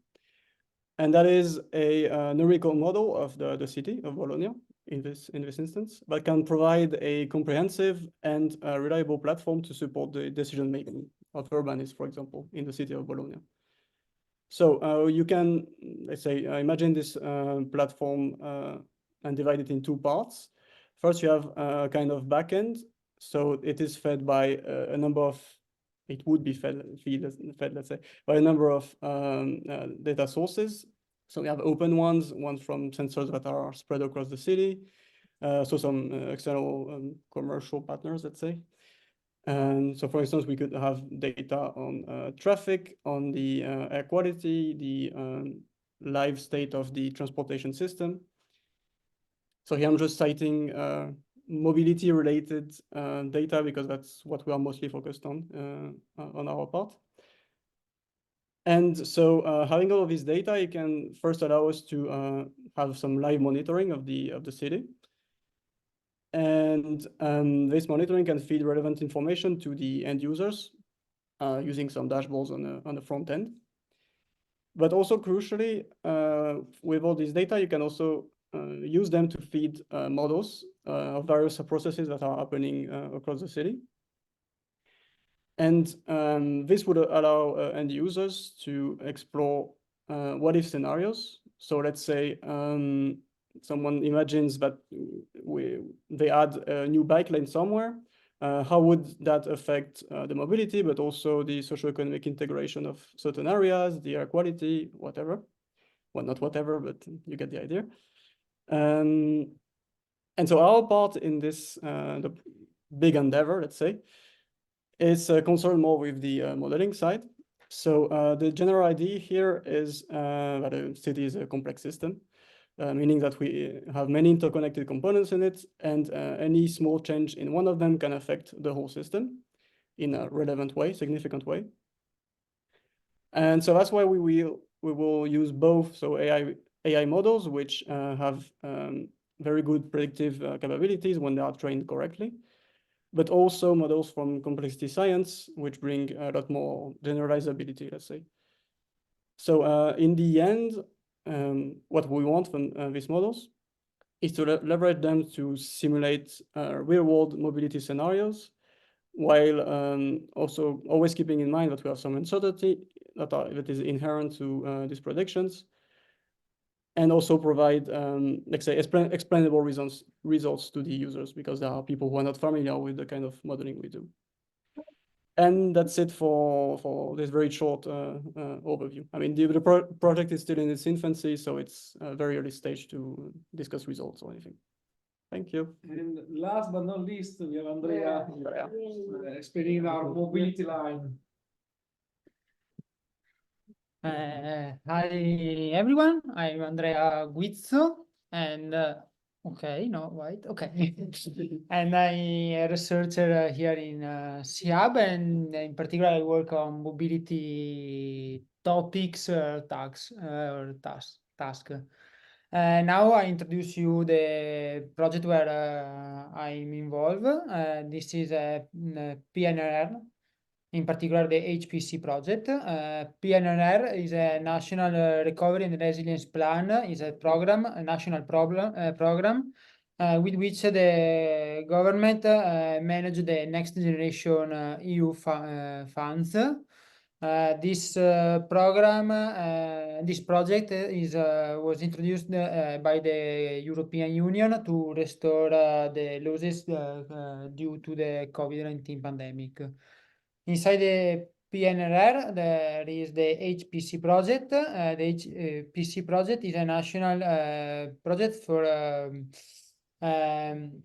develop the high performance supercomputing infrastructure in cloud. And in this high performance center, we share the computing resources between different institutes in all of Italy, and to develop industrial initiative or simulating complex systems. In this way, we have only one resources, supercomputer, and we share the resources for the computing task. And in this way, we have more resources optimization and more flexibility, and we can share the big data and store it and analyze between different institutes. In particular, HPC project is divided into different, in 10 different spokes. Each spokes works on different topics, for example, astrophysics topics or Earth and climate topics. And one of these topics is the digital society and smart city, where we are involved. This is the spoke 9.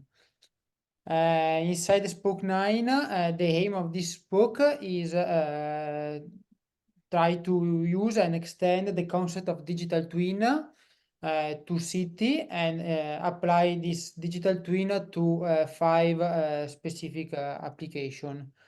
This spokes is divided in 8 different work package. Work package 1, 2, and 3 works on how to model and how to build a computing platform for the digital twin. And from work package 4 to work package 8 works on in the 5 different application domain. That is the health and lifestyle, mobility, socioeconomic, infrastructures, and environment. In particular, I work in the work package 5, where for this work package, the aim is the definition of the set of services to be used for decision in the urban mobility management. And there are 3 different tasks: the transport models, the real-time monitoring, and the prediction models of the citizen urban mobility behaviors. And now I present you my works on this last task. Okay, this is the title of my presentation of my work, is the evolution of urban community structures and their relation to point of interest. Okay, this is our group that you already met today. And okay, in particular, the cities are a complex system because they are composed from different, for example, cities contain a lot of complexities. For example, the road networks or the public transportation network, the spatial distribution of the services in the city, and all of this complexity play a crucial role in the behavior of the population of this city. And the modeling and the prediction of the behavior of the population in the city is an important task to improve the transportation, the services, and in particular, also the ecological transition required by the PNRR project. In my works, I'm working on to find if it is possible build a pipeline or build a way to find the communities, the urban communities, starting from the the individual mobility behavior. And I try to find these communities inside the city, in this, and how, and then because we work with the data during the COVID-19, we try to understand how the COVID-19 impact to these communities. In particular, then another task is to find if for these communities, each community has a different behavior or visit a particular types of point of interest in the city, and then try to model find a model to detect the next prediction stops. So the dataset that we work for this problem is GPS data with privacy enhanced. We starting from the raw data, and we use an algorithm to detect the stops location for each individuals. We define a stop for an individual where the user stay for at least 5 minutes with inside in a circle with a radius at least 50 meters. Then we use the DB-scan algorithm to detect the stop location, and we assign for each stop location the nearest point of interest if it is present. And then we detect the home and the work location. We define this as the stops where the users stay more time during the night and the day respectively. From the data from the stops location, we try to understand how the people interact each other, and we define the collocation events. The collocation events is it happens when two people stay together. Two people have stops with that maximum distance of 50 meters, and they have an overlap on time of this stops event.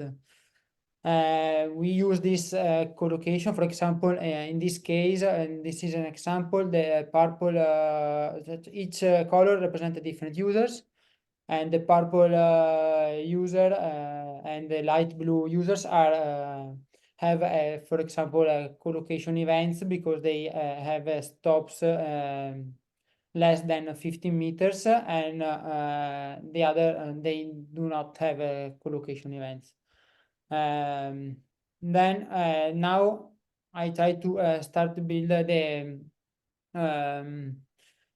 daily graph of the interaction between users. In this graph, the vertex represents the users, and the edge represents the collocation events happens. For example, here I build in the circle the graph. For example, the user we have the edge between user 1 and 2, and we assign the duration of the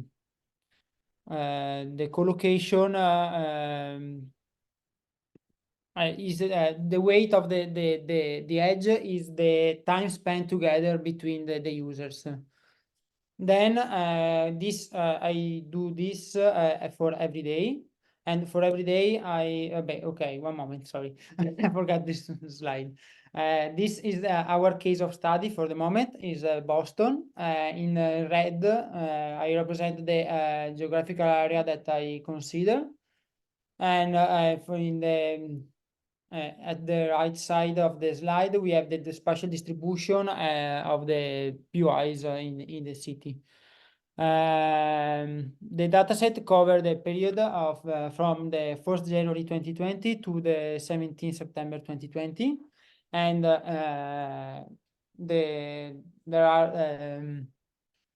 there are two important dates for during this period. That is the first case during the COVID-19 is, for example, we have the first case was in the 1st February 2020, and the first restriction was in the 13 March 2020. And this is an example of the daily graph that I reconstruct from the collocation. One in the left side, we have the a case before the COVID, where we are a huge number of users, and these users are very interconnected each others, and but after during the COVID, the people are more segregated. They do not have much collocation. They stay more home, or they do not interact much. And this is the time evolution of the number of users that the active users. We have a drop after the first restriction measure applied by the Massachusetts government, and we can see that also the number of active users drops, and also the number of the age for each users drop after the COVID, after the restriction. Sorry. Okay. Now, by this graph, I apply the stochastic. Apply a Bayesian inference based on stochastic model algorithm to detect the communities, and these are the same graph in the slide before, and each color represents different communities, and we can see more communities before the restriction, and also this is only nice to see it, but for the measurement, I have the next slide. Okay, and here I define the community rate. So is the number of communities over the number of the active users. We can see that this community rate change after the restriction. So from this plot, I can understand that the people are more segregated after the restrictions, and then here we have the mean size. So the communities are very are larger before COVID-19, and then they drop drastically, and in particular after the phase 3, when after the total reopening in Boston, the size of communities and the community rate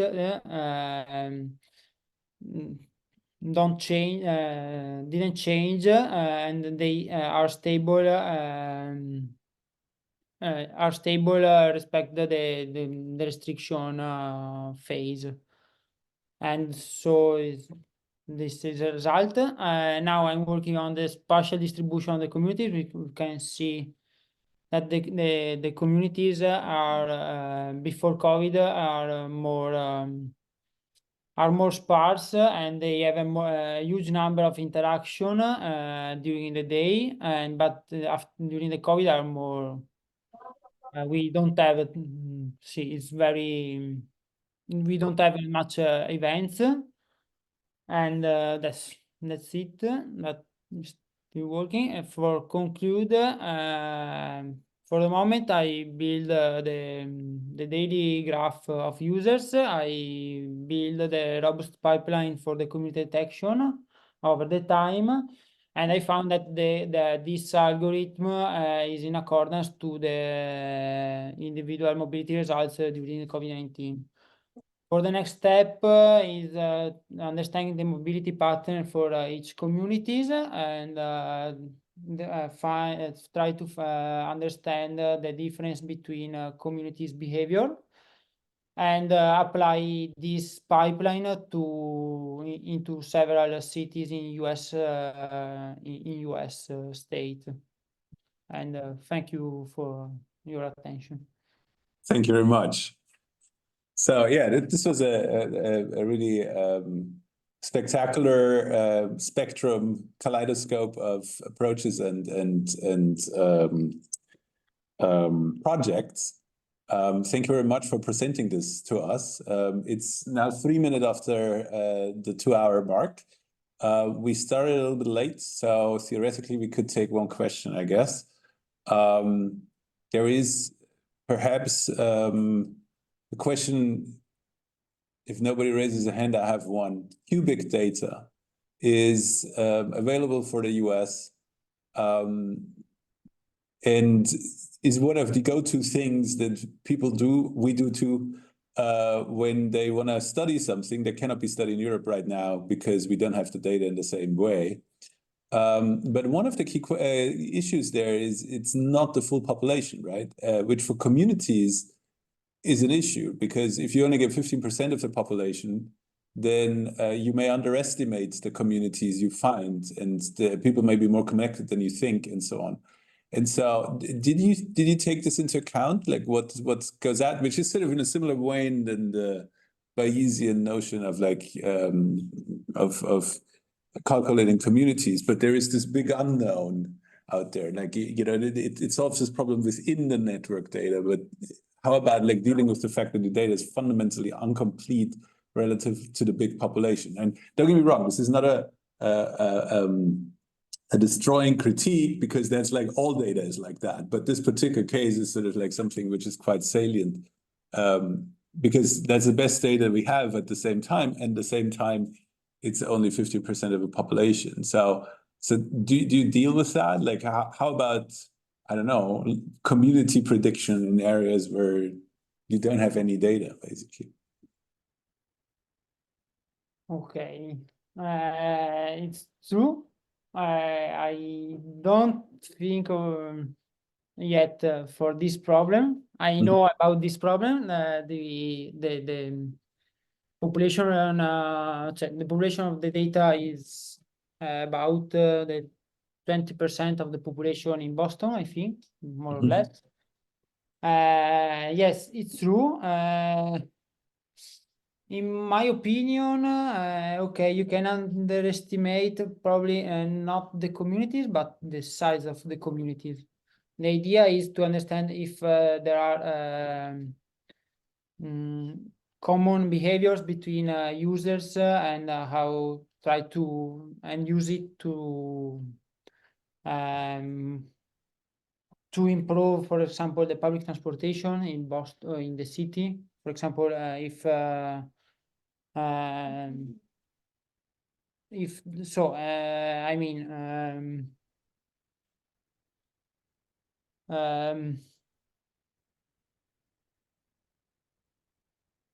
so the problem is, okay. That hurts. Like, I don't know how to put you on spot. No, makes sense. So Yes, I'm tired as well. Yeah. Let me resolve it. There's an I mean, this is, it's not a specific issue that you have. This is a specific issue we all have dealing with this kind of data. And I remember a moment in protein interaction research where Mark Vidal said, we only got 15% of the links in the protein interaction network. But there will be a moment where we have 85 or 100% or 95%. And on the way, there may be a lot of phase transitions. And then here's the actual example he brought. He's like, imagine you only have 15% of the streets randomly chosen in Manhattan. Would you already recognize that it's a sort of checkerboard grid? It's a really good question, right? And so I think we're in a very similar situation where we have to be careful. And we really need to think about this in the same way that the protein interaction people needed to think about this 15 years ago, because our analyses have huge consequences. And I think this is sort of something which I think is a sort of cool take home. Like, you know, all the stuff you've shown is about fake news, disinformation, COVID-19. Like this is not some hobby horse cultural studies kind of thing. This is it's much like medicine and biology. This has real consequences for society if we do understand these correct or not. And that's the reason why we should throw these money behind it, and the computation behind it, and the brains that is present in your group. So that is really sort of exemplary, I think, and it's really, really cool. And I hope there is more such things and more such centers, and people see that as an example. Like the people who may watch this in the future see that these kind of spectra of projects make a lot of sense. Yet at the same time, this is not it. This is sort of requiring way more work and way more sort of effort, because we're dealing with issues that we only have, you know, we have massive data sets, but we only have 15% of the data.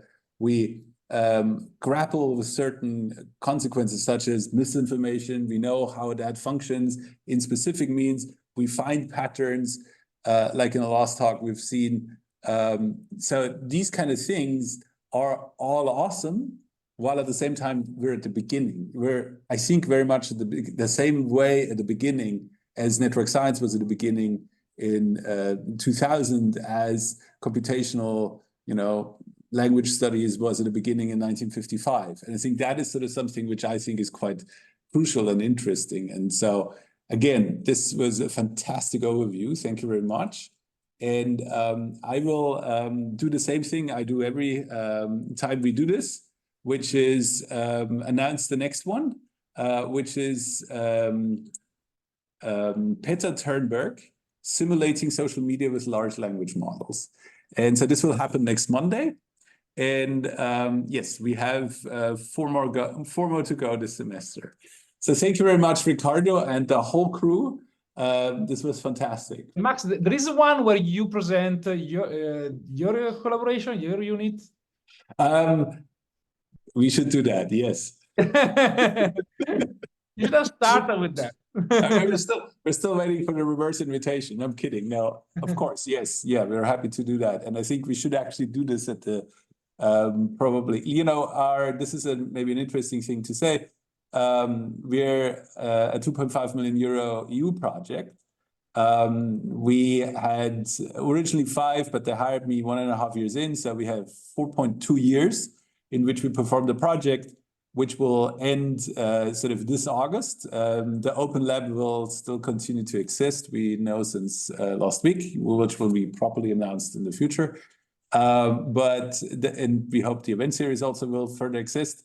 And indeed, it would be a nice occasion at the end of the project to sort of do sort of like a summary of what we have done so far. I'd like to point to our website though, kudan.tlu.ee. If you look at the publication section, you find our own sort of like activities.